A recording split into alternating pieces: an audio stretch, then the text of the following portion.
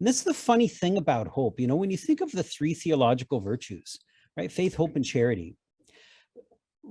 People think that their faith is the thing that's the most shaken, but it's not.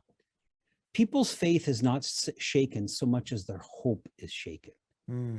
Their belief that there's a better tomorrow coming, that God is holding everything in his providence, and he's bringing everything forward together for a greater glory. That is the thing that is the most shaken in us.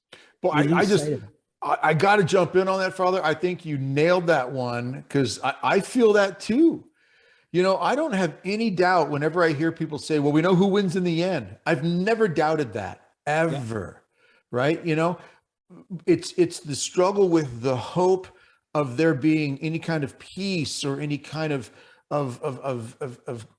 order brought from the chaos. I mean, I know God is there. I don't lose that faith. And I think a lot of people might struggle. And I think you just nailed it very well by saying it's not about necessarily even faith in God. It's about hope for a better tomorrow. Hope that my kids and my grandkids can live in a world that doesn't have to deal with the fallout of a World War III, you know, or a government that's so oppressive that all your money is now digital and they can dictate what you spend it on.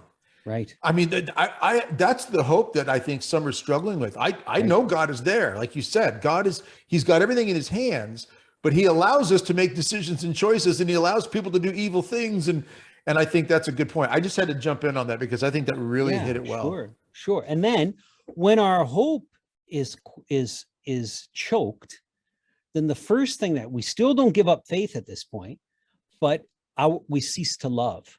We cease to act with charity. And then when that happens, the third one to topple is faith, because now we've lost our purpose, our sense of identity, and the reason for which we exist, right? But the first one to be attacked is hope. So, you know, our Lord, he either has the world and all of these conditions in his hand, or he doesn't. And however we answer that, however we choose to answer that question, whatever we choose to put our hope in, then we live with the consequences of that.